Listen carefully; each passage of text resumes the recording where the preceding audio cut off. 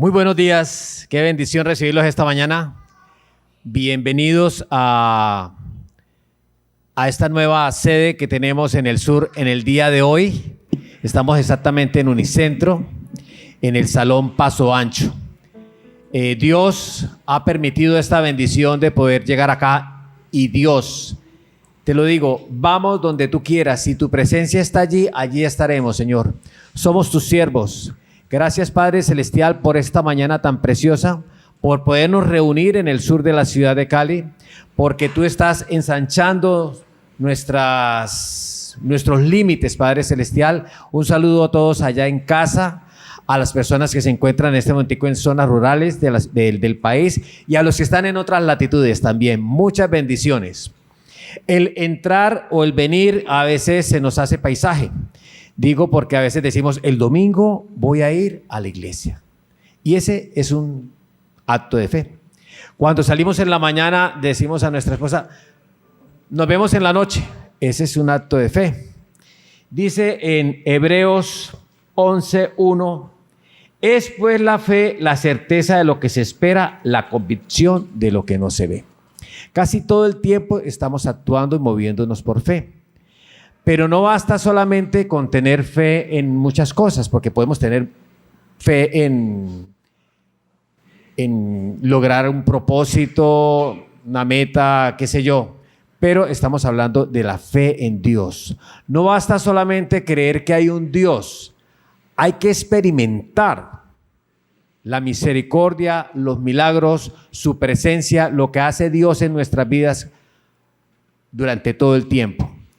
No basta solo decir, yo creo en Dios, sino tener fe en el Padre Celestial, en el Creador de todo lo que hay, de todo lo que existe.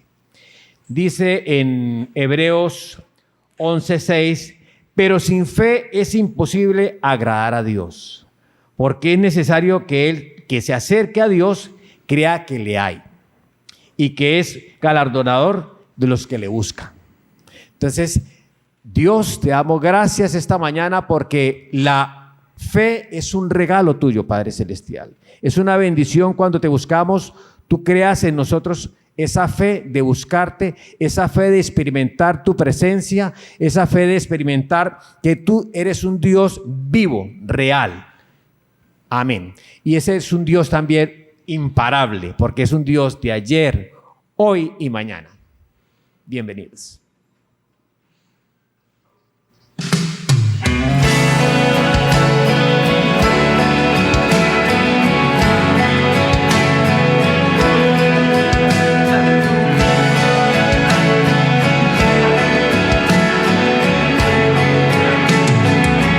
Adorémosle.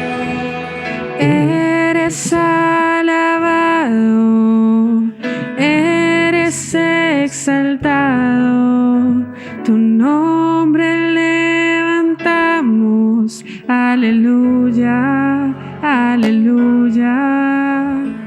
Eres adorado, te glorificamos, tu nombre levantamos, aleluya, aleluya. A una sola voz nos unimos hoy, te cantamos, Dios, en adoración. Dios imparable, Dios de imposibles, inigualable, eres invencible. Dios imparable, Dios de imposibles, inigualable, eres invencible. No tengo temor, en mi corazón tú tienes el control. No tengo temor, en mi corazón tú tienes el control. No me falta nada si te tengo a ti. No me falta nada si te tengo a ti.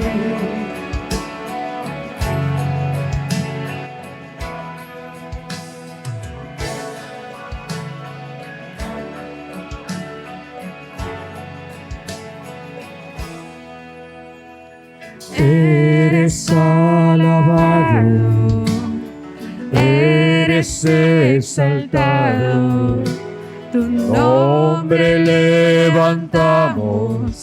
Aleluya, aleluya, a una sola voz nos unimos hoy, te cantamos, Dios, en adoración. Dios imparable, Dios de imposibles, inigualable, eres invencible. Dios imparable, Dios de imposibles, inigualable, eres invencible. No tengo temor, en mi corazón tú tienes el control.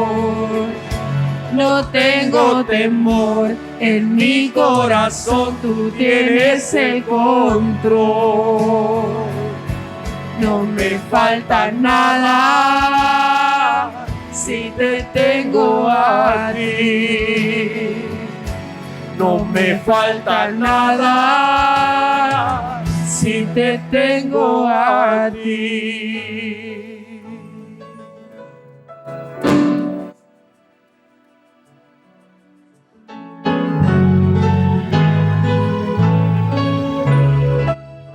Adórele ahí donde se encuentra. Y yo sé quién va conmigo, va por mí.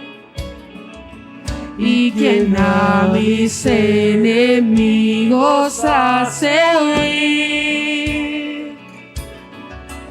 Y yo sé quién va conmigo, va por mí.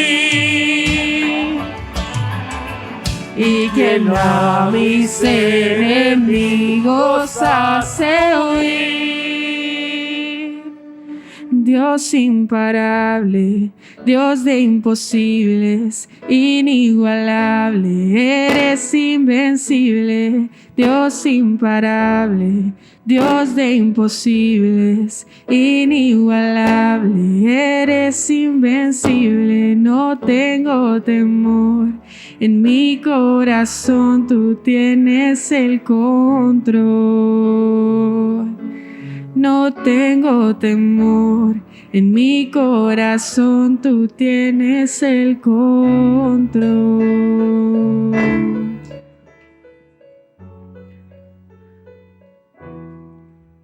Oh Dios, gracias Señor porque la fe es un regalo. Gracias Señor porque a través de la fe movemos muchas cosas y se puede decir que se mueve el mundo por la fe. Porque nos levantamos y así se nos olvide orar al Creador de todas las cosas. Por fe volvemos a nuestra casa, por fe tenemos el trabajo, por fe recuperamos nuestra salud, por fe cumplimos algunos proyectos personales y por fe estamos hoy aquí, buscando de tu presencia, Señor. Para los que llegan, bienvenidos nuevamente. Nos encontramos en el sur de la ciudad, estamos en Unicentro, en el Salón Paso Ancho.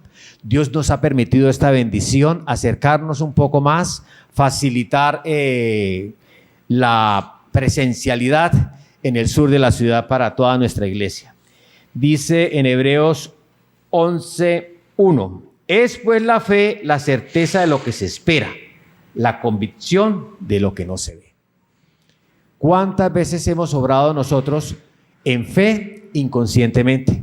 Pero es el Creador en su misericordia que nos concede y nos apoya y nos guía durante todas las cosas, porque la fe es de quienes le adoramos al Señor. Dice en Hebreos 11:6, pero sin fe es imposible agradar a Dios. La fe hace que nos acerquemos a Dios, que tengamos esa fortaleza espiritual en Él. Porque es necesario que el que se acerque a Dios crea que le hay.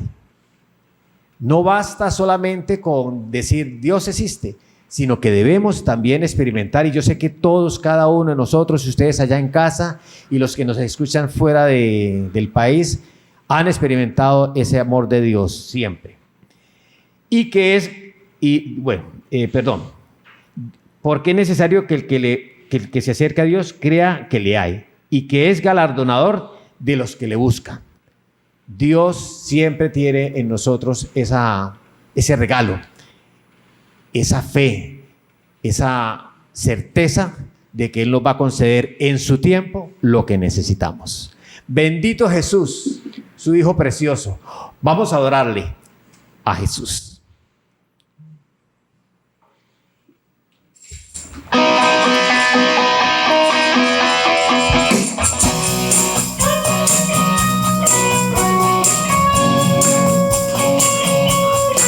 Si gusta, gocémonos esta alabanza.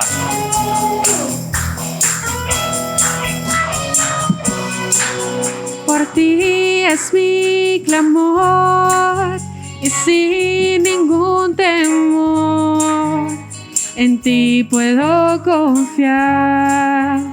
Bendito Jesús, hoy puedo escuchar tu voz de sanidad, restaurando mi ser. Bendito Jesús. Mi deseo eres tú, mi momento de amor, la alegría de vivir. Bendito Jesús, eres mi fuente de amor, eres aire y eres sol, el latir del corazón. Bendito Jesús, bendito amor de mi Señor.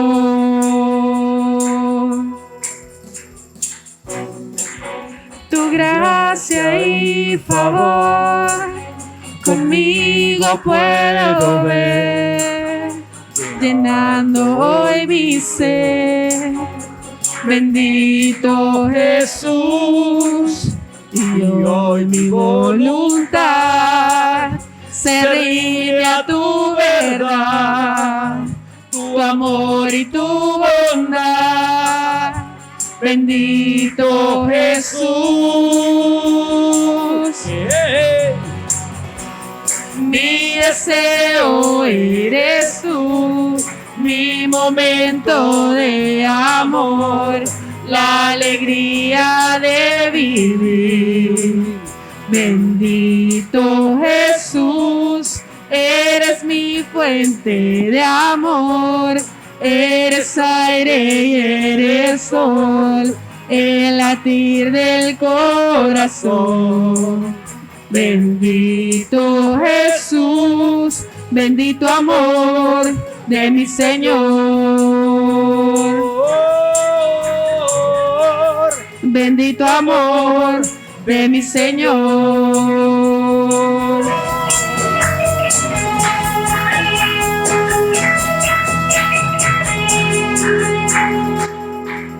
Mi deseo Eres tú, mi momento de amor, la alegría de vivir. Bendito Jesús, eres mi fuente de amor, eres aire y eres sol, el latir del corazón. Bendito Jesús, bendito amor de mi Señor.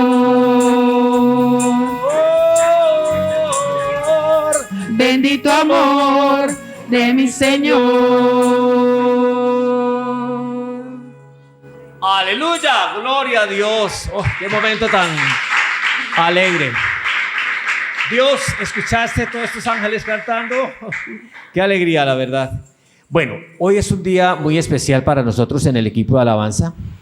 Contamos con la presencia, como ustedes lo pueden notar, y la preciosa voz de María Alejandra Cuervo. Por razones de fuerza mayor no había podido volver, pero hoy nuevamente se ha incorporado al equipo y le damos gloria a Dios por eso. Y Dios escucha nuestras oraciones porque estuvimos orando por ella y por toda su familia. Y en esta mañana ella nos quiere compartir algo. Bueno, buenos días. Yo les quería compartir rápidamente un testimonio pues, del último tiempo que hemos estado viviendo con mi familia. Nosotros desde hace más o menos 3 semanas hemos estado enfrentando pues, muchas situaciones que han sido muy difíciles. Todo empezó cuando estábamos preparándonos para celebrar mi grado del colegio, que era el 19 de junio, hace 3 sábados. Y tristemente el miércoles antes de ese sábado nos enteramos que yo me había contagiado de COVID y por lo tanto pues perdimos la graduación de manera presencial, me tocó hacerla virtual. Y bueno, a los pocos días empezaron toda mi familia con síntomas también, mi hermana, mi mamá y mi papá. Y bueno, el sábado siguiente de ese, el lunes, mi abuelita materna murió de un cáncer metastásico que le habían descubierto apenas una semana atrás. Y bueno, de ahí empezaron 2 semanas muy difíciles como familia, con muchos retos. Para mí, de las más difíciles que yo he enfrentado personalmente. Pues primero que todo, no pudimos asistir al funeral de mi abuelita por lo que estábamos aislados de COVID, entonces teníamos que estar encerrados. Y bueno, esa misma noche que mi abuelita falleció, mi papá también, como estaba tan débil del COVID, en la noche se desmayó en la madrugada y se pegó en la cabeza y tuvo que irse al hospital porque se había pegado. Y bueno, en el transcurso de las siguientes 2 semanas, mis papás estuvieron bastante delicados de COVID. Ambos fueron al hospital durante un momento a hacerse exámenes y los 2 resultaron con neumonía viral y tuvieron días pues muy débiles y muy delicados. Pero bueno, en fin, esas 2 semanas, en resumen, fueron 2 semanas llenas de miedo, de incertidumbre, de preocupación, de ansiedad y de tristeza, pero en medio de todo eso pudimos ver la mano de Dios en cosas concretas que siempre hay que recordarlas. Vimos el apoyo de muchas personas. Bueno, lo primero en lo que vimos a Dios es que mi hermana y yo, gracias a Dios, nos recuperamos pronto. Nosotras tuvimos como 3 o 4 días de síntomas y luego ya pudimos estar mejor para servir a mis papás. También la herida de mi papá que les dije cuando se desmayó no fue muy grave, gracias a Dios. Él fue al hospital y le hicieron exámenes y gracias a Dios pude volverse a la casa a seguirse mejorando. Asimismo, mis papás, a pesar de que estuvieron muy delicados, nunca tuvieron niveles bajitos de saturación ni de oxigenación, entonces pudieron quedarse en la casa y no tuvieron que salir al hospital a estar allá solitos y aislados de mi hermana y de mí. Y bueno, una cosa muy importante es que en medio de todo eso sentimos en realidad mucho el apoyo de nuestra comunidad a través de oraciones, de personas que nos enviaron comidas, medicamentos, flores, mensajes de aliento y pues muchas cosas más. Y muchas de esas personas son personas de acá de la iglesia, entonces también pues es un motivo de agradecimiento. Pero bueno, personalmente yo quisiera compartirles algo que aprendí en esas 2 semanas que fueron de tantos desafíos, en realidad fueron muy angustiantes. Y es que pues cuando nosotros nos dimos cuenta que teníamos COVID, en realidad todo ese tiempo el sentimiento que más predominó en mí fue el miedo, porque pues es una enfermedad de la que uno viene escuchando mucho y viene escuchando todas las complicaciones y pues todas las cifras y estadísticas. Y es una enfermedad que no, pues en este momento no tenemos un tratamiento o una cura establecida. Entonces lo único que hay que hacer es esperar en Dios y esperar que el cuerpo pues se defienda del virus. Y entonces es una enfermedad que en realidad uno no tiene nada de control, solamente es esperar a que las cosas resulten bien. Pero algo que aprendí en esa semana fue que en los momentos de incertidumbre lo que más sirve es reforzar la fe en Dios, que coincidencialmente César estaba hablando de eso ahorita. La fe en Dios sin importar los resultados o lo que venga, lo que haya podido pasar con mis papás, gracias a Dios ellos están bien, pero sin importar eso, aprendí que van a venir situaciones muy difíciles, pero hay como 2 caminos en medio de ellas. Uno es como sucumbir al miedo y a los posibles malos resultados y tener angustia, o poder operar a través de la fe en Dios y concentrarnos en realidad en Jesús. Eso yo lo aprendí en algo muy, muy corto y una historia que he escuchado mucho, que es la de la tormenta en la barca, que Jesús le dice a los discípulos cuando ellos están asustados, les dice: hombres de poca fe, ¿por qué tienen tanto miedo? Solo con eso como darse cuenta que Jesús demuestra que la respuesta que debemos tener al miedo es simplemente tener fe en Él y confiar en Él, aunque sea muy difícil. Entonces aprendí a que, bueno, esa es como la respuesta, y cada minuto y cada día que pasaba no había ninguna otra opción sino sustentarse en la fe, y yo lo viví personalmente, porque pues cada día era esperar si mis papás iban a seguir estando peor o iban a recuperarse, y pude poner en práctica eso que en realidad pues me lo han enseñado desde pequeña, pero en realidad aplicarlo fue muy valioso para mí. Y pues siempre tener la seguridad en la salvación de Jesús, sin importar si mis papás se mejoraran o empeoraran, saber que Él pues ya resolvió todo en la cruz cuando murió por nosotros. Entonces aprendí eso y se los quería compartir.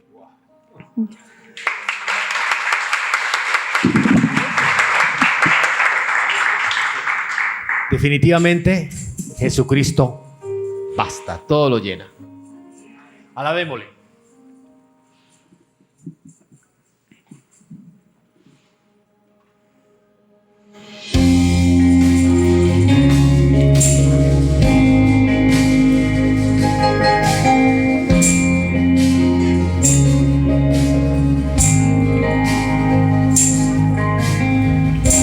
Nuestros corazones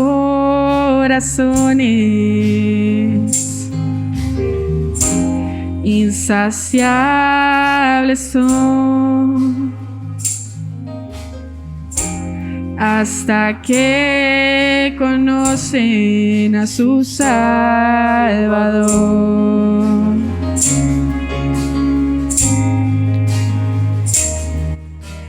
Tal y como somos nos amó, hoy nos acercamos sin temor. Él es el agua que al beber nunca más tendremos sed. Jesucristo basta, Jesucristo basta. Mi castigo recibió y su herencia me entregó. Jesucristo basta, Jesucristo basta.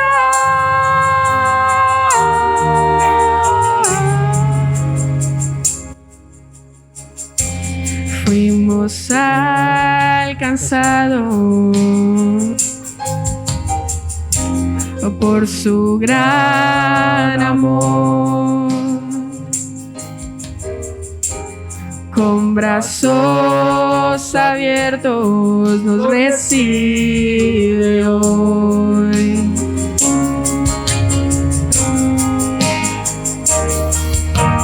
Tal y como somos nos amó, hoy nos acercamos sin temor.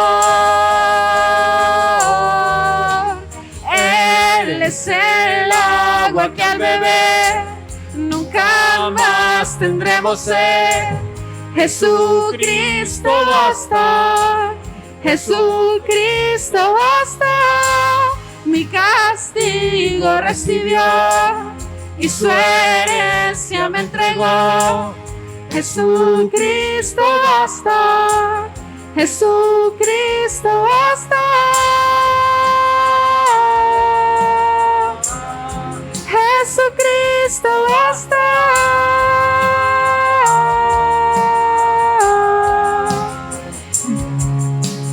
Tal y como somos nos amó, hoy nos acercamos sin temor, sin temor. Tal y como somos nos amó, hoy nos acercamos sin temor. Él es el agua que al beber nunca más tendremos sed. Jesucristo basta, Jesucristo basta. Mi castigo recibió y su herencia me entregó. Jesucristo basta, Jesucristo basta. Jesucristo basta.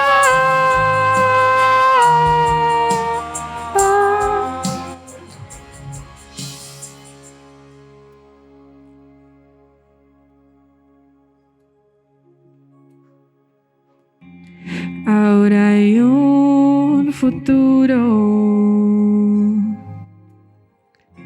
y esperanza fiel.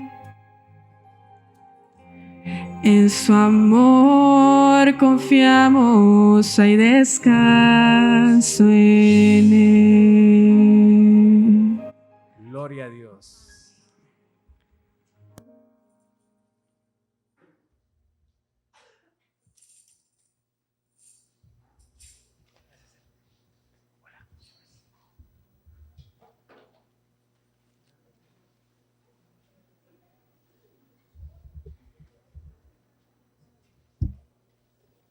Buenos días, qué lindas las alabanzas. Precisamente el día de hoy, mi nombre es Jaime Mora, para los que no me conocen. Mucho gusto.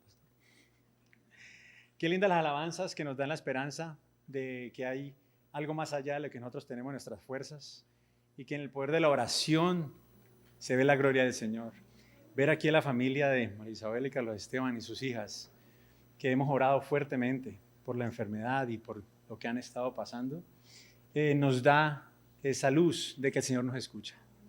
Así que en este momento tomemos con nosotros esta oración, este versículo que vamos a leer, que el Señor nos pide que oremos fervorosamente todos los días, no solamente hoy, y por las peticiones que tenemos y por las que le han llegado al pastor, sino por las que tenemos en nuestro corazón y sabemos que son familia, amigos que necesitan de nuestras oraciones porque están pasando momentos difíciles. Filipenses 4:4 dice, del 4 al 7, regocijaos en el Señor siempre. Otra vez digo, regocijaos. Vuestra gentileza sea conocida de todos los hombres. El Señor está cerca. Por nada estéis afanosos, sino sean conocidas vuestras peticiones delante de Dios en toda oración y ruego, con acción de gracias. Y la paz de Dios, que sobrepasa todo entendimiento, guardará vuestros corazones y vuestros pensamientos en Cristo Jesús. Alejandra estaba diciendo que pese a la dificultad que estaban pasando en su familia en su momento, en la oración y el amor de Dios le dio esa paz, que sabía que pase lo que pasara, el Señor estaba con ella, que siempre lo estaba acompañando. Así nosotros mismos también pidámosle al Señor en oración que nos escuche, no solamente por las peticiones que le han llegado aquí a la iglesia, sino por las que tenemos cada uno de nosotros. Pedimos salud por Mildred, por John Jairo, Iván Mora, Marina Suárez, Sebastián, Robin, Samuel Bocanegra, Gabriel Beltrán, Jaime Neme, Ingrid, Marina, Maricel. Por trabajo para Fabián, Nora, William, Nelly, Paola, Diana. Y por las familias y matrimonios que están en esta situación en este país, por todo lo que estamos pasando en este momento, por COVID, por dificultades, por negocios cerrados. En sus corazones pongámosle al Señor y te pedimos, Señor, que el día de hoy escuche nuestros corazones estas peticiones. Abrimos nuestro corazón para exponerte todas nuestras angustias y todos nuestros mejores deseos y oraciones por familia, amigos, parientes, cercanos, conocidos que sabemos, Señor, que están pasando por dificultades, sean financieras, de salud, espirituales, luchas espirituales, que hay muchas cadenas por romper. Te pedimos en el poderoso nombre de tu Hijo Jesucristo que nos acompañes en oración y nos ayudes a ser luz y sal para este mundo, para que esos hermanos y todos los que pongan nuestros caminos y las peticiones de nuestro corazón sean libres por el poder de tu sangre, Señor. Te lo pedimos en nombre de Jesucristo. Amén y amén.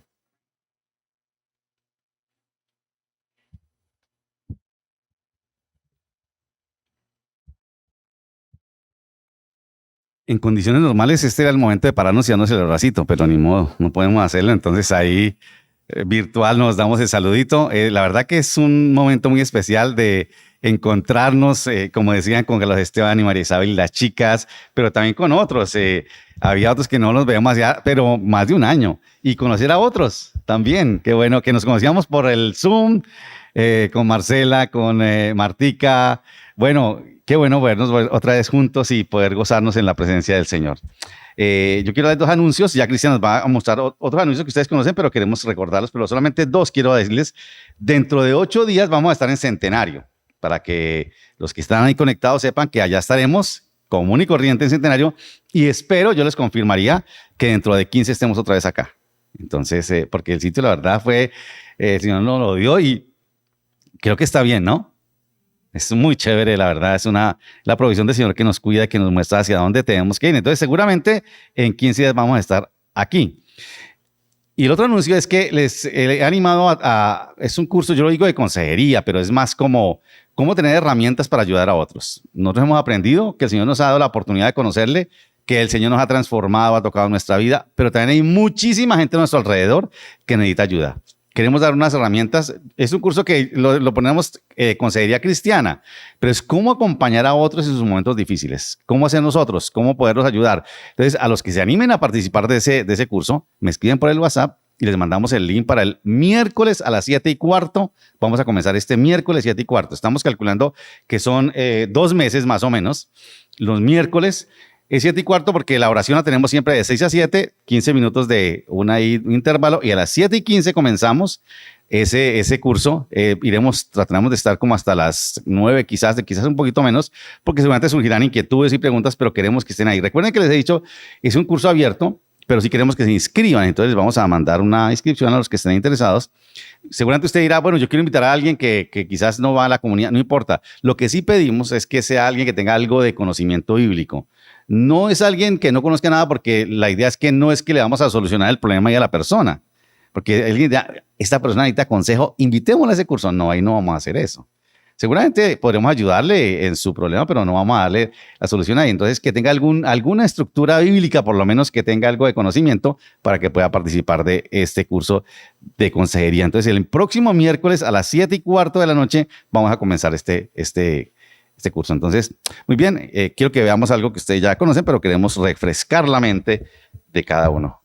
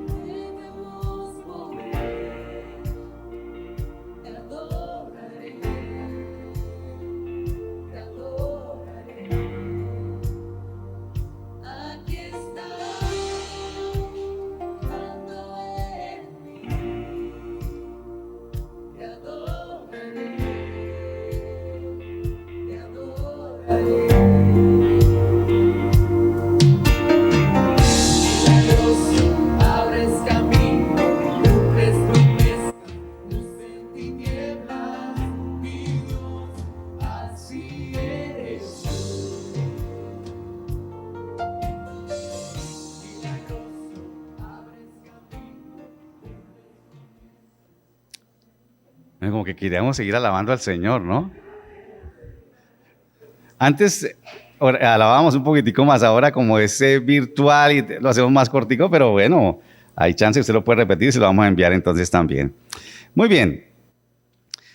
Seguramente ustedes vieron la invitación, que es un tema que me parece que es muy actual y quiero compartirlo con ustedes esta mañana, sobre todo porque cuando uno piensa en el ser humano y en la maldad del ser humano, y seguramente ustedes están de acuerdo conmigo, uno se admira y se aterra y se asombra de los alcances que tiene la maldad del ser humano. El ser humano tiene una capacidad de hacer mal increíble, ¿no? Hoy nos quejamos, si la pregunta, ¿cuál es el problema principal de esta sociedad en este momento? ¿Cuál dirán que es ustedes? La corrupción, ¿cierto? Eso tiene sus brazos o ramas por todo lado. La corrupción, nos quejamos de la violencia, que también es increíble la capacidad de violencia, y algunos nos aterramos, ¿no? A veces con mi esposa hablamos de cómo cuando agarran a algún ladrón, cómo le pegan y todo eso, y uno dice, pobrecito, y yo digo, si me hubieran robado a mí, yo que hubiera dicho, no, déjeme que yo también participo ahí seguramente, porque a veces no nos damos cuenta de la capacidad que nosotros mismos tenemos de esa violencia. de la inmoralidad en todas las líneas, ¿cierto? En todas. La inmoralidad sexual, el aborto, bueno, todas sus manifestaciones nos aterramos y cada vez como que nos asombramos, ¿no? De la desigualdad, de la discriminación, de la xenofobia. Bueno, y nos preguntamos, ¿cómo podemos nosotros los cristianos, cómo podríamos nosotros los cristianos combatir esas prácticas que son abominables? ¿Cómo haríamos? ¿Cómo ha hecho el cristianismo a través de la historia para combatir esas prácticas que han sido increíblemente aberrantes para el mismo ser humano? Y bueno, como la mayoría de los cristianos, no queremos ser indiferentes. Algunos dicen, no, es que la idea no es quedarse callado porque si somos indiferentes, no. Tenemos que decir algo, hacer algo, pronunciarnos, levantar la voz, denunciar, protestar, mostrando nuestro inconformismo y sobre todo un deseo de cambio. No podemos quedarnos así como que no hicimos nada, porque a veces como que nos tildan de que somos indiferentes, que como que no nos pasa nada, como algunos dicen, como vamos para el cielo, pues no, ya esto ni para qué nos preocupamos, ¿cierto? Pero la idea es qué podemos hacer nosotros. Y creo que está bien que la gente se pronuncie, que proteste, que levante la voz, todo eso frente al inconformismo. Sin embargo, me pregunto, ¿qué más podríamos hacer nosotros los cristianos? ¿Habrá algo más que podemos hacer para que haya un cambio estructural en todas estas cosas de maldad que hay? Para que no nos quedemos solamente en decir, porque algunos dicen, no, digamos, pronunciémonos, protestemos, sino que hagamos algo concreto. ¿Qué podríamos hacer nosotros para que hubiera un cambio frente a esas estructuras de maldad que gobiernan y que lo triste es que nos hemos acostumbrado, y como vamos a ver ahora, que nos hemos acostumbrado a eso? ¿Será que los cristianos debemos unirnos a los inconformes para luchar contra esas estructuras de maldad que nos parecen ya costumbre? ¿O debemos descubrir una manera diferente, algo más? Algo diferente, no solamente lo que todo el mundo hace, sino algo diferente para combatir esas prácticas tan abominables. Y hoy quiero que veamos, y seguramente les va a dejar pensando mucho porque esto tiene una connotación histórica. Yo creo que no voy a decir la última palabra ni la voy a votar, pero sí nos deja mucha inquietud en cuanto a esto. Pero quiero que veamos cómo los cristianos no somos indiferentes para esto. Como alguien por ahí publicó en alguna oportunidad, la iglesia no es indiferente, solamente que actúa diferente, ¿cierto? Que es una manera diferente, ¿no? Frente a lo que sucede. Porque a veces decimos, ¿por qué no vamos nosotros allá y hacemos lo mismo y protestamos y todo? ¿Qué podemos hacer nosotros de una manera diferente para combatir estructuras abominables como la que vamos a ver en esta mañana? Hay un documento, permítame decirlo así, no quiero ser irrespetuoso con el texto, un documentico que a veces olvidamos, pero que es tremendamente importante para esto que les voy a decir. Ustedes conocen la carta a Filemón, ¿se acuerdan? La carta a Filemón. Y eso tiene unas connotaciones increíbles. Son no sé cuántos versículos son, más o menos 25 versículos. Filemón, si usted tiene su Biblia, es un solo capítulo, por si acaso de pronto alguno no lo ha leído, un solo capítulo y dice así, Filemón, está para los que de pronto no lo descubren en la Biblia después de Tito y antes de Hebreos, más o menos ahí. Porque eso se pierde ahí ese documento, 25 versículos, dice así. Pablo, prisionero de Jesucristo, y el hermano Timoteo al amado Filemón. Quiero que ustedes vayan viendo cómo se califica o cómo identifican a Filemón. Al amado Filemón, colaborador nuestro, y a la amada hermana Apia, y a Arquipo, nuestro compañero de milicia, y a la iglesia que está en su casa. Parecía que una iglesia se reunía en la casa de este hermano Filemón. Gracia y paz a vosotros de Dios nuestro Padre y del Señor Jesucristo. Doy gracias a mi Dios, haciendo siempre memoria de ti en mis oraciones, porque oigo del amor y de la fe que tienes hacia el Señor Jesús y para con todos los santos, para que con la participación de tu fe sea eficaz en el conocimiento de todo el bien que está en vosotros con Cristo Jesús. Pues tenemos gran gozo y consolación en tu amor, porque por ti, oh hermano, han sido confortados los corazones de los santos. Entonces ustedes todo lo que dice de Filemón, ¿no? Habla de su gran fe, parece que es reconocido y famoso por su gran fe, su compromiso con el Señor y con los santos, y cómo él ha confortado el corazón de otros. Es un hombre muy reconocido. Versículo 8 dice, por lo cual, aunque tengo mucha libertad en Cristo para mandarte lo que conviene, más bien te ruego que por amor, siendo como soy, Pablo, ya anciano y ahora además prisionero de Jesucristo, te ruego por mi hijo Onésimo. Ahí entra otro personaje.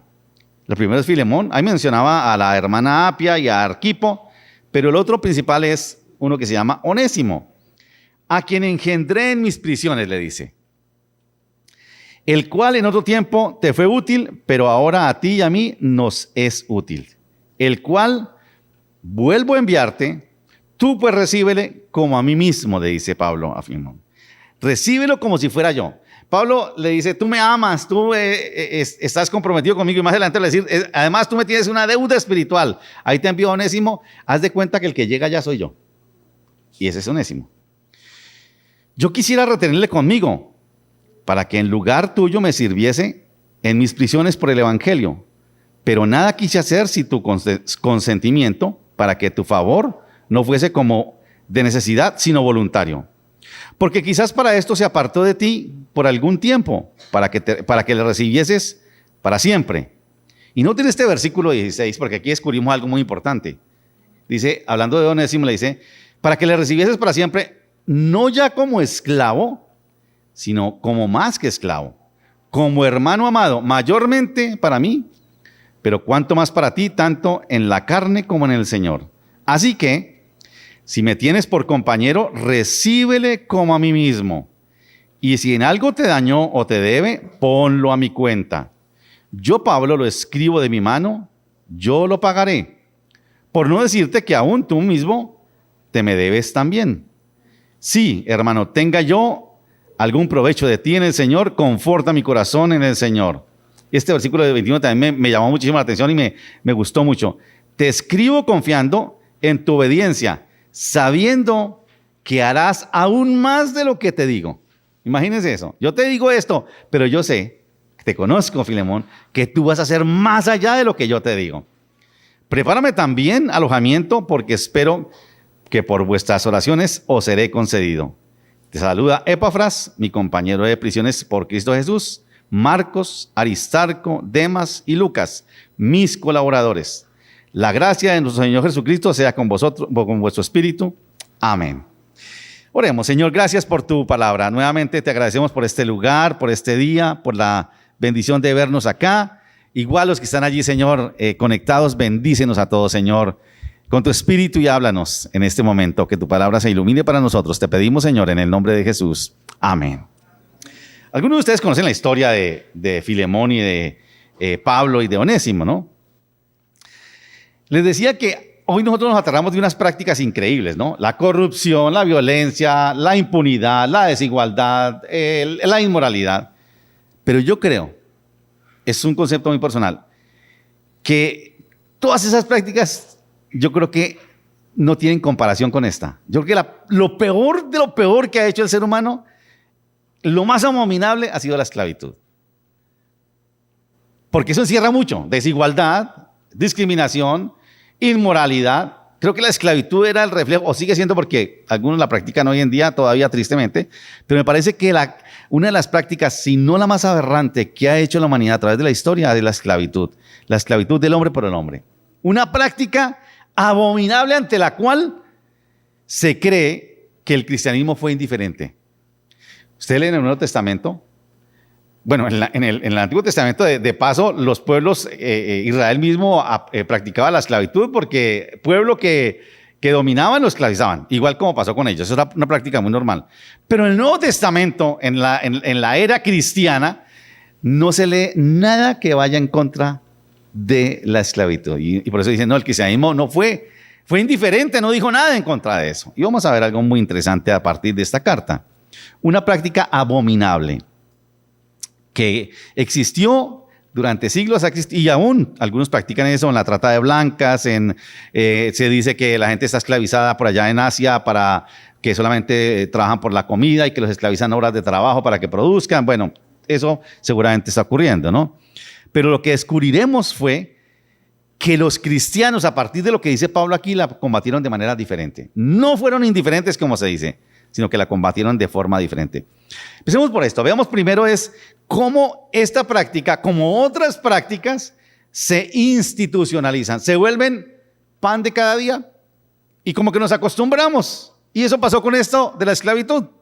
Muchas de las prácticas de las que les hablaba hoy, de las que rechazamos y combatimos, que nos parecen abominables, han sido aceptadas hasta por nosotros mismos. Y yo les voy a poner un ejemplo.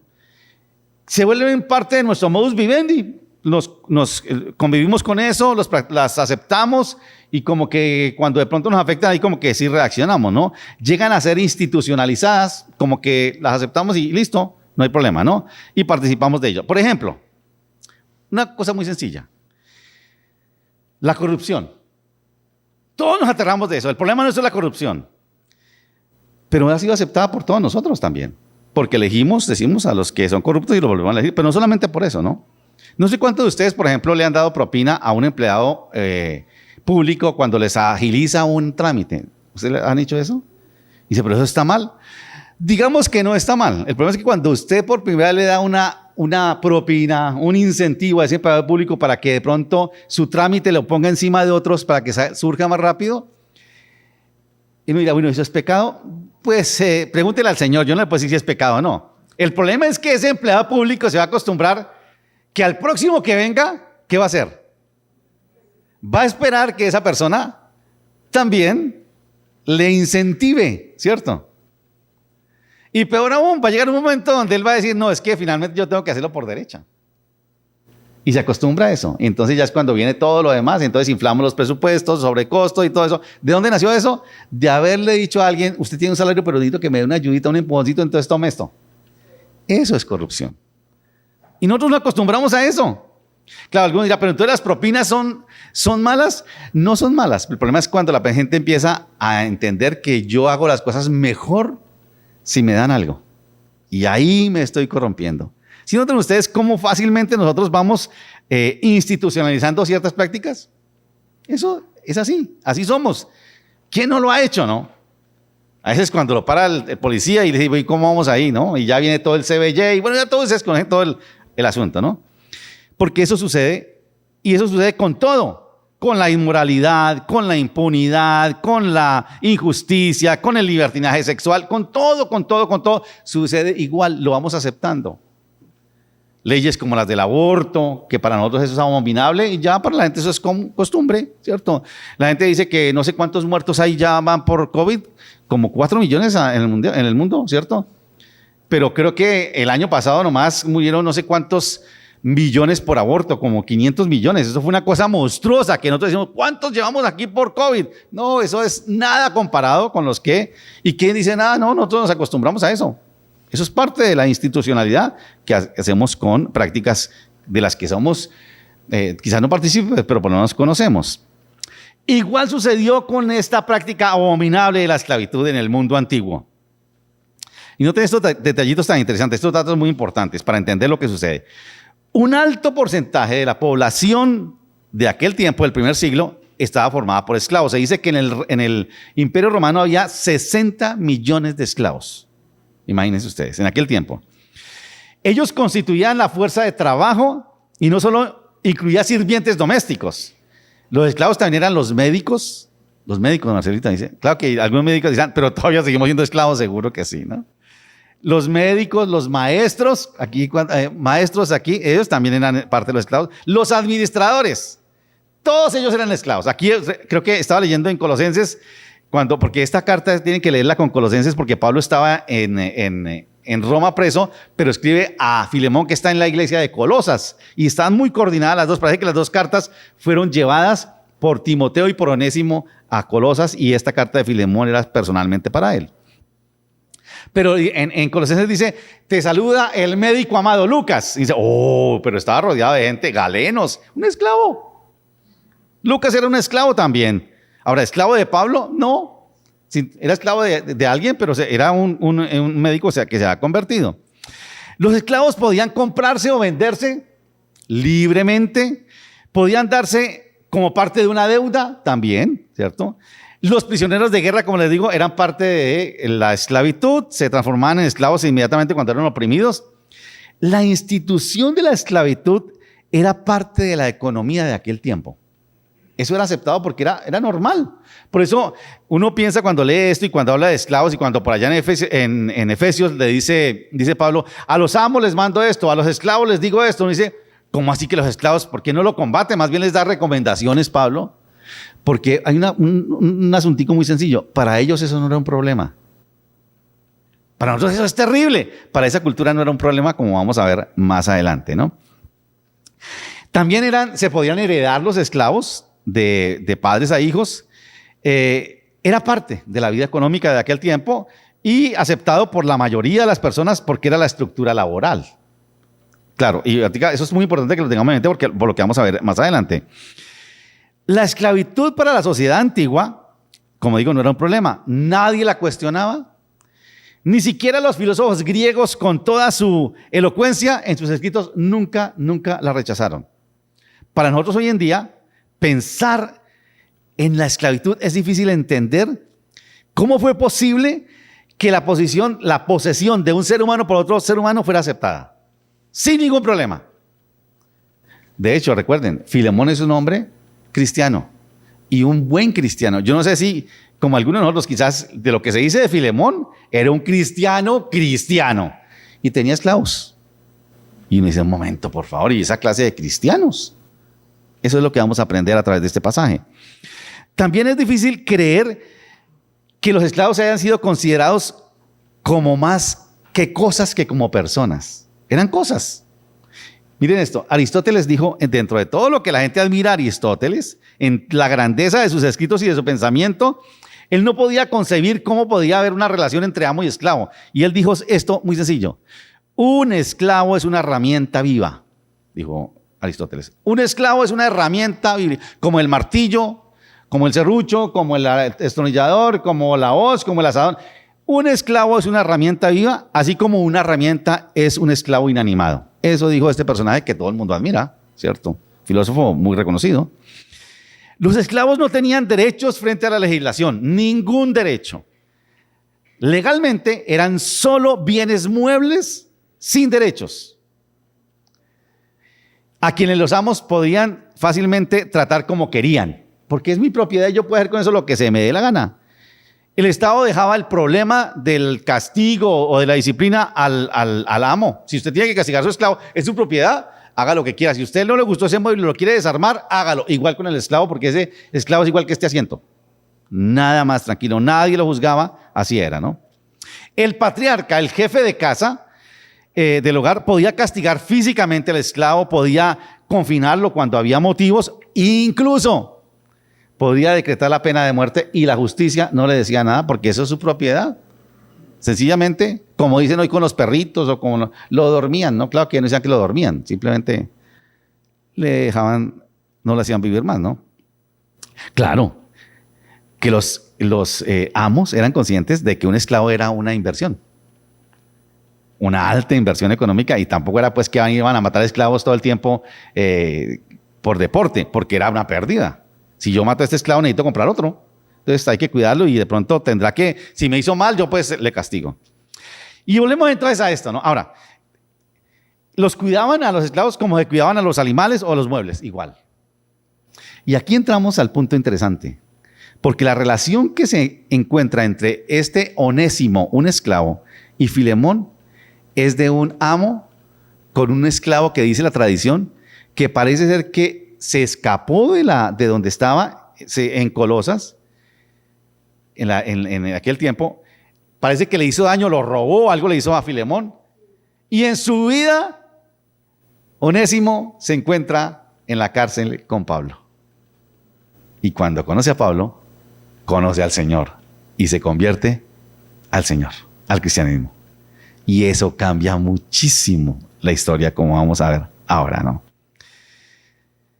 Pablo tiene el desafío ahora de enfrentar una práctica, recuerden esto, socialmente aceptada, que es la esclavitud, institucionalizada.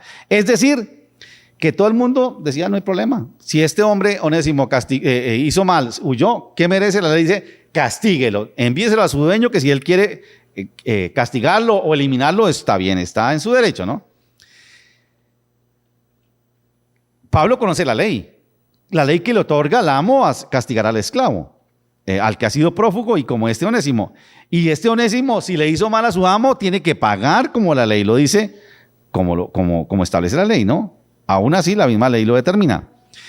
Pero Pablo, como el cristianismo de aquel tiempo, no combate esa práctica aberrante de la esclavitud, ni con protestas, ni con denuncias, o como me retroalimentó esta mañana David Ramos, a quien le envié el borrador, me dijo, y tampoco derribando estatuas de individuos que patrocinaron la esclavitud, ¿cierto? Que eso se ha vuelto muy común. Y algunos nos alegramos, sí, hay que quitar ese, pongamos a otro, porque ese fue alguien. No, los cristianos nada de eso hicieron. Ni protestaron, ni arrojaron una piedra, ni derrumbaron una estatua, nada. Tampoco incitaron a los esclavos a levantarse contra los amos, tampoco hicieron eso. Y para obtener la libertad, nada de eso hicieron los cristianos. Tampoco promovieron leyes que derogaran esa práctica, nada de eso. Pablo no fue indiferente a esa realidad, pero sí la combatió de manera diferente. Y es lo que vamos a ver ahora. ¿Cómo fue que hicieron? Porque hoy les digo, al cristianismo lo acusan de no haber hecho nada frente a una práctica tan decadente como esa, tan baja, tan terrible. Y vamos a ver lo que nos menciona, volviendo al texto de Filemón. Lo segundo que quiero que veamos es cómo ellos derribaron el mal desde adentro. Algo que me decía, escribió a David esta mañana, que está en Hungría, y alcanzó a leer el manuscrito que lo que mandé, me decía, el problema es que los que derriban las estatuas, su corazón sigue siendo lleno de odio. O sea, ahí no pasa nada. No pasó nada. Y esto es lo que vamos a ver a través de este pasaje. Yo le digo, al cristianismo se le acusa de no haber hecho nada contra la esclavitud. Incluso, lo triste es que siglos después, el cristianismo lo que hizo fue como que practicarla peor, porque la esclavitud afroamericana fue peor que la romana. ¿Y eso lo patrocinó quién? El mundo occidental cristiano. En el primer siglo nos da este elemento de cómo podemos nosotros enfrentar una práctica tan aberrante como esta. El problema es que nos olvidamos de eso. Claro, ahorita nos preguntaremos, ¿y por qué pasó eso? Y vamos a ver y a descubrir qué fue lo que pasó. Porque después pasaron casi 20 siglos, o pasaron 20 siglos. Desde que Pablo hizo esto y no hicimos nada, se agravó. Solamente por allá en los años 60 que algunos trataron de hacerlo legalmente y lo destruyeron, pero aún sigue todavía practicándose la esclavitud. En ninguno de sus escritos, tengan en mente esto, Pablo habla nada en contra de esta práctica, nada. Recuerden, para ellos era normal esto, por eso no dice nada.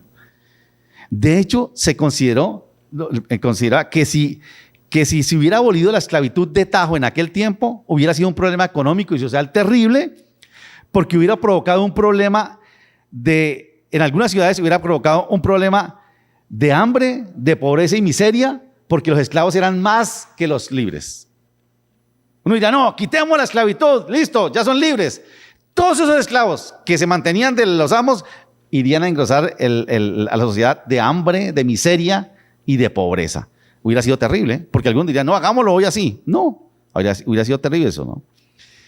La estructura social de la esclavitud se mantuvo igual, solo que sería transformada desde adentro, mediante la transformación de los corazones. Así la transformación de las relaciones se daría y también la transformación de la sociedad. Y eso es lo que sucede en esta carta tan chiquita, estos 25 versículos que quedó ahí. Ustedes se han preguntado, porque eso hubo miles de cartas que circularon, Pablo escribió miles de cartas, ¿por qué es que esta carta de Filemón, por qué quedó ahí? Uno dice, bueno, Romanos, todo lo que dice Romanos, increíble, o Hebreos, ¿cierto? Hasta los Corintios. Pero Filemón, una carta personal, es muy interesante que hubiera quedado allí esta carta, ¿no? Pablo sabe, y quiero que tengamos en mente esto, ¿no? Que para comenzar a derribar estructuras de desigualdad, de maltrato, de violencia, de discriminación y odio, hay que apelar a corazones transformados por el Evangelio de Jesucristo. No hay otra manera. No hay otra manera. Se puede dictar una ley, a mí me impacta, y está bien, se dictó una ley, se firmó estas semanas una ley sobre la cadena perpetua para los violadores. Y yo me pregunto, seguramente lo que ustedes han preguntado, ¿eso sí detendrá al violador de los niños? ¿Eso sí les hará tener miedo de que me van a meter cadena perpetua? Es que ese no es el problema es el corazón. ¿Qué hay en ese corazón? Yo no digo que no se dicte esa ley, está bien, pero pensar que eso es lo que va a cambiar el problema, o como sucedió hace algunos años que dijeron, no, hay un problema en Buenaventura de embarazo en adolescentes, ¿qué hay que hacer? Hay que enseñarles a que usen el preservativo. Esa era la opción que daba el bienestar familiar y todo eso. Y dice, pero está mal eso. No, pero esa no es la solución, perdóname. Esa no es la solución. Hay que ir más profundo, ¿no? Y eso sabe Pablo. Cuando, algo que vimos este jueves con el grupo de hombres, que la verdad hemos tenido unos tiempos de reflexión muy interesantes. Escuchamos una conferencia de Salvador de Lutri que él decía esto, un predicador argentino, decía, cuando la persona nace de nuevo, su corazón cambia. Cuando su corazón cambia, las relaciones cambian. Y cuando las relaciones cambian, la sociedad cambia. No hay otra manera. Es desde adentro. No es por fuera. Tiene que ser desde adentro. Tiene que empezar desde adentro. Cuando el individuo nace de nuevo, su corazón tiene que cambiar. Por eso les decía, tengan en mente lo que está diciendo Pablo de Filemón. Un corazón cambiado, lo que dice de Filemón es un hombre cristiano con un corazón transformado. Porque solamente así hay esperanza para que este mundo cambie. De la otra manera no va a haber esperanza. Filemón es el modelo de un cristiano que puede derribar una estructura de maldad como la esclavitud. Quizás él no destruyó, pero hizo lo que tenía que hacer en su entorno. Y seguramente muchos cristianos a su alrededor hicieron lo mismo porque aprendieron de él.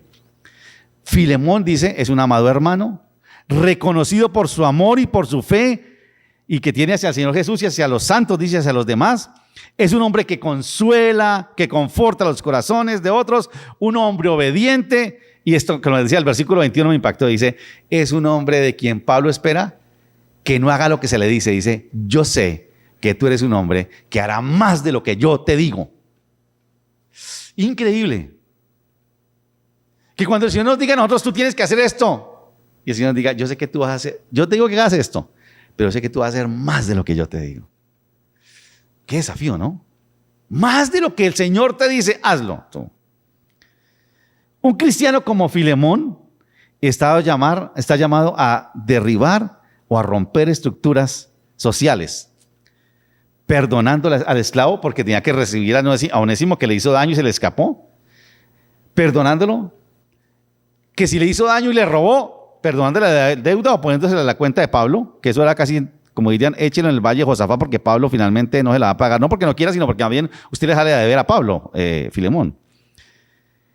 Y además no debía recibirlo ya no como esclavo, lo tenía que recibir como un hermano en la fe. ¿Saben qué significaba eso? Significaba que tenía que sentarlo a la mesa como si fuera otro de la familia. No comer por allá atrás, no, es mi hermano, ya no es mi esclavo, es mi hermano, tengo que verlo de otra manera.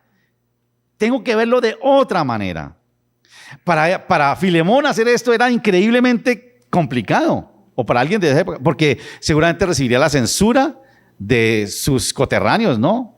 Mucha gente se enteraría de lo que pasó y ¿cómo así que usted lo está sentando a la mesa? Por favor. De hecho, sería un mal ejemplo para muchos esclavos. No, pues todos van a querer que hagan lo mismo con ellos.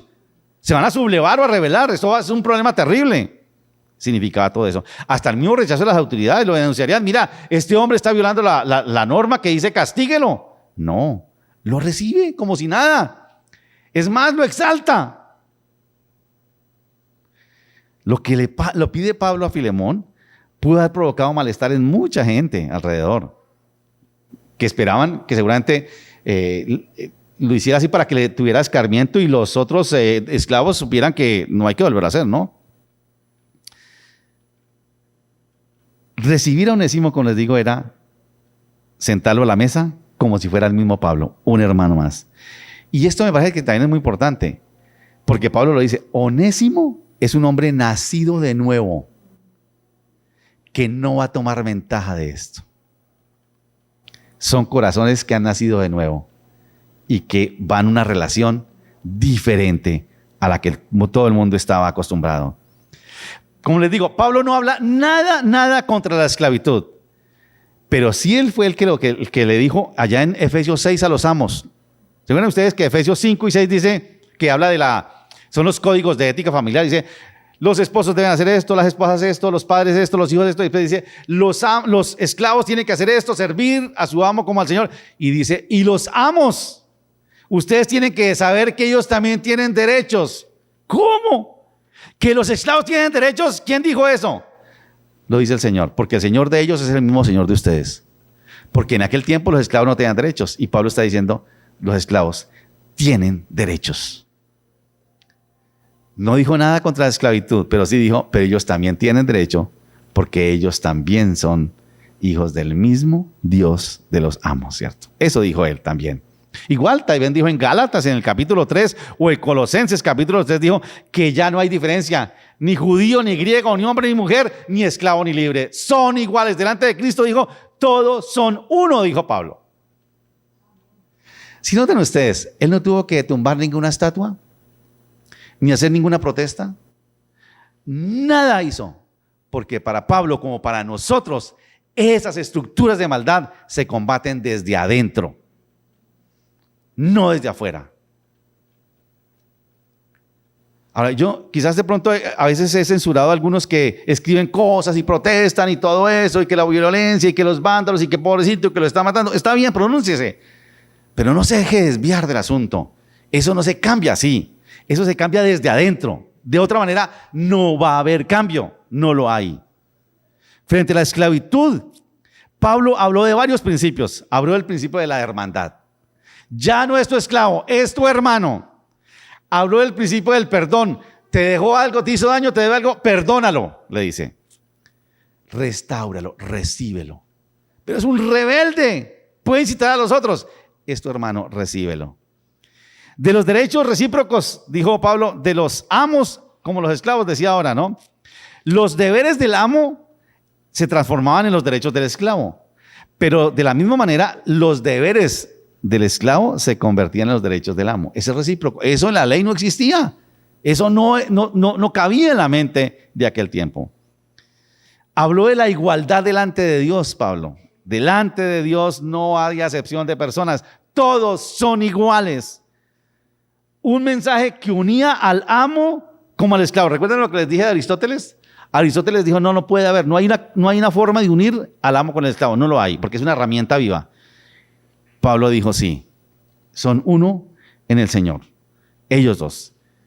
Y lanza el desafío radical contra una estructura social que los separaba, como la esclavitud. Dice John Stott en su libro de Una nueva sociedad, de un comentario del libro de los Efesios, dice, a partir de la erradicación de la esclavitud era solo cuestión de tiempo. Si se vivía esto, era cuestión de tiempo. La esclavitud, dice John Stott, se aboliría desde adentro, dice él. Y Pablo sencillamente nos está recordando algo que nosotros ya habíamos escuchado. Nosotros y ellos también. Lo que dice Lucas 3, 20, 21, ¿recuerdan? Cuando Jesús dice, ¿a qué comparar el reino de Dios?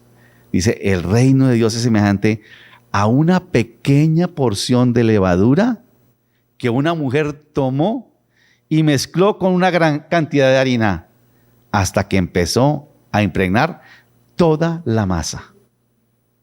Es eso, ese es el reino de Dios.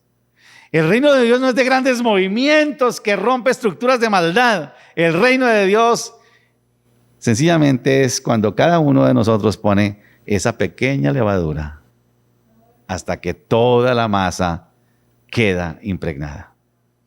Ustedes se estarán preguntando, como yo me pregunté reflexionando esto, ¿por qué entonces la esclavitud duró tantísimos siglos o ha durado tantos siglos? No ha podido ser erradicada. Y sigue siendo una de esas prácticas aberrantes, ¿no? Y la respuesta está en que nos hemos olvidado que las estructuras de maldad solo son erradicadas desde adentro. No hay otra manera. Desde el corazón transformado de aquel que ha nacido de nuevo por el Evangelio de Jesucristo. Esa es la manera. Ese es el plan de Dios. Esa es la manera de Dios. No hay otra manera. Eso no es con un presidente cristiano, ni con senadores cristianos, ni con partidos cristianos. No, eso no es. Y no digo que esté mal. Sencillamente eso no es. Esa es la respuesta. Las estructuras de maldad como la esclavitud y todas las que conocemos nosotros hoy, de nuestro tiempo, no se erradican solo con protestas, con denuncias, menos con leyes como la de la cadena perpetua. Nosotros debemos seguir poniendo cada uno ese poquito de levadura cada uno, hasta que la masa sea impregnada. Y uno dice, si ese es el plan de Dios, ¿cuánto nos falta? Nos falta muchísimo. Pero hay que hacerlo. Para eso estamos aquí. Eso se aplica a todo, ¿no? Corazones transformados de alguien que nace de nuevo. Y nosotros somos testimonio, muchos de nosotros, de eso, todos. Cuando el Señor transformó mi corazón, cuando nací de nuevo, empecé a ver las cosas diferente. Empecé a ver el matrimonio diferente. Empecé a ver a mi esposa diferente. Ella empezó a verme diferente a mí. ¿Cómo cambiaron las cosas, no? Cuando nací de nuevo. A veces nos preocupamos por lo que tenemos que decir frente a todos los males de este tiempo, ¿no? ¿Qué decimos los cristianos? ¿Cómo nos pronunciamos? Para no parecer indiferentes, porque ese es el problema que nos dicen, ustedes son indiferentes. No. Los primeros cristianos no fueron indiferentes, y eso tenemos que tenerlo claro. No fueron indiferentes a esta práctica tan aberrante como fue la esclavitud. Ellos no tuvieron que pronunciarse mucho, ni decir mucho, ni manifestarse tanto. Ellos, más que hablar, actuaron. Esto fue lo que hicieron los cristianos, los primeros, y es lo que espera de nosotros. Pensemos en todos los males que nos aquejan en este tiempo. Otra vez, la violencia, la impunidad, la injusticia, la desigualdad, la maldad, tantas cosas. ¿Y qué podemos o qué debemos hacer cada uno de nosotros frente a eso? Y que el Señor nos guíe. Esto sucedió en una casa. Era la cotidianidad de una casa. Un esclavo que hace mal, tiene que volverlo. Pablo dice, usted se devuelve, muchacho, para allá. Ponga la cara. Tranquilo, yo lo respaldo. Y Onésimo mismo llevó la carta. Si usted lee en el último capítulo de Colosenses, dice, todo lo que estamos pasando con nosotros en Roma, dice Pablo, lo llevará y lo hará saber Timoteo y Onésimo, que llevan la carta de los Colosenses y la carta de Filemón. Vaya y ponga la cara, que tranquilo, el Señor está ahí. La verdad, esto nos deja mucho que pensar a nosotros. Les decía que no voy a ni pensaba agotar el tema, pero sí tiene que ver mucho con lo que estamos viviendo hoy en día. ¿Qué hacemos nosotros frente a estructuras de maldad como las que nos gobiernan hoy en día? Que nos aterran, que nos hacen sentir mal. Podemos hacer cosas. Y cada uno tiene que hacer lo que tiene que hacer. Que el Señor nos ayude. ¿Qué tal si oramos? Pídele que incline su rostro un momento. No sé de qué manera el Señor nos está hablando a cada uno en particular. El Señor sabe cómo es que nosotros debemos actuar en estas circunstancias. Señor, gracias por tu palabra. En un mundo, Señor, que nos ha tocado vivir, donde hay tantas prácticas que nos asombran, Señor, del poder de la maldad que hay en el corazón del ser humano. Gracias por tu palabra. Gracias por esa carta tan pequeña de Pablo a Filemón, que nos enseña tantas cosas. Una manera tan diferente de abordar problemas estructurales tan terribles como fue la esclavitud. Señor, háblanos. Háblanos a cada uno en particular. Señor, seguimos tristes, preocupados, asombrados, Señor, de la corrupción, de la violencia, de la inseguridad, de la injusticia, de la impunidad, de la inmoralidad, Señor, tantas cosas. Y como que nos sentimos, Señor, avasallados por eso. Y como que nos enfocamos más en aquellos que las practican. Y nos olvidamos, Señor, que tu reino es como esa pequeña porción de levadura que puede transformar una masa. Señor, nos hemos acostumbrado a tantas cosas, tantas prácticas. Hasta nosotros mismos las practicamos sin darnos cuenta. Pero Señor, gracias por tu palabra que nos enseña lo que tenemos que hacer. Mira, Señor, a lo que estamos aquí. Señor, cuando leemos esto, lo entendemos, pero nos sentimos tan pequeños, somos tan poquitos. Pero gracias por recordarnos, Señor, que Filemón era solamente uno. Y que Filemón, Señor, hizo lo que tenía que hacer. Más de lo que se esperaba de él hizo. Y seguramente provocó una revolución en su tiempo. Ayúdanos, Señor. Aún empezando desde nuestro entorno pequeño, nuestra casa, Señor. ¿Cómo podemos nosotros actuar para derribar esas estructuras de maldad. Señor, que podamos hacer más de lo que se espera de nosotros, te pedimos. Y te damos gracias por tu palabra. Ayúdenos, Padre.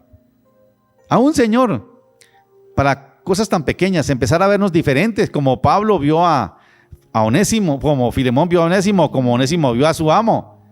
Que empecemos a vernos diferente, nosotros que hemos nacido de nuevo, que podamos vernos diferente, como nos vemos como esposos, que nos veamos diferente como tú esperas que nos veamos, como hermanos, que podamos vernos diferente, Señor, porque hemos nacido de nuevo y tú esperas que actuemos de esa manera, Señor, como seres que hemos nacido de nuevo. Gracias te damos por tu palabra, Señor, y oramos en el nombre de Jesús. Amén. Un detallito que se me olvidó. La tradición dice que Onésimo llegó a ser obispo de una iglesia en una ciudad, creo que fue en Berea, porque no quedó más como esclavo, porque era un hermano en Cristo. Increíble. Adoremos al Señor.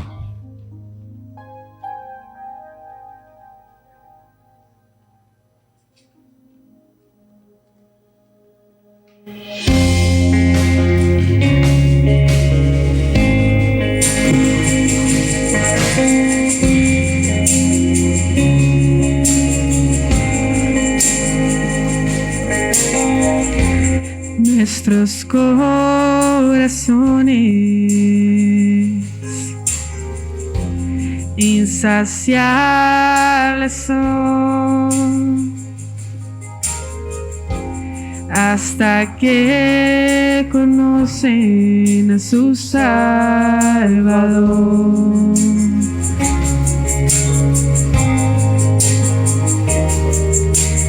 Tal y como somos los amó, hoy nos acercamos sin temor. Eres el agua que al beber nunca más tendremos sed. Jesucristo basta, Jesucristo basta. Mi castigo recibió y su herencia me entregó. Jesucristo basta, Jesucristo basta.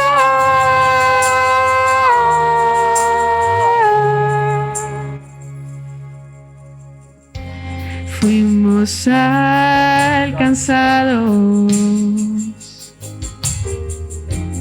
por su gran amor, con brazos abiertos nos recibe hoy.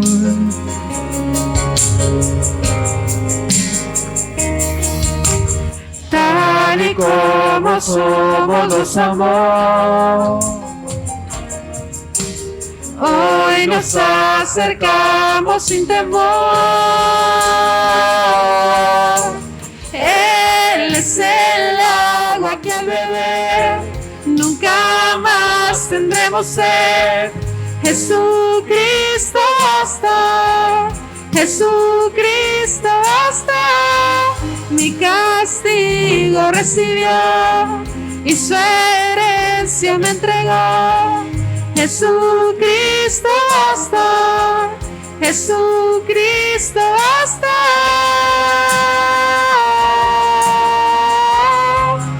Jesucristo basta.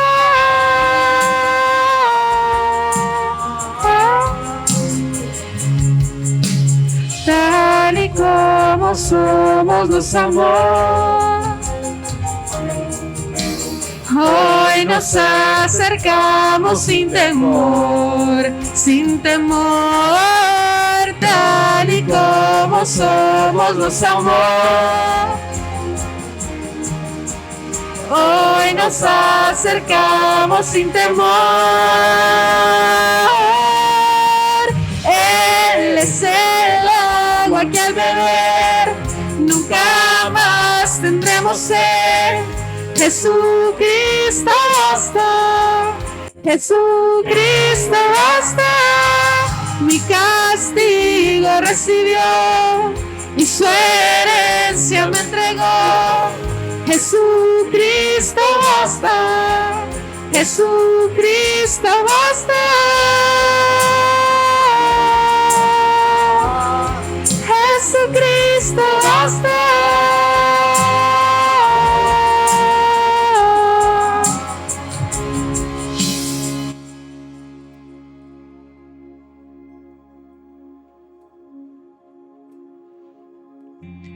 Ahora hay un futuro y esperanza fiel. En su amor confiamos, hay descanso en él.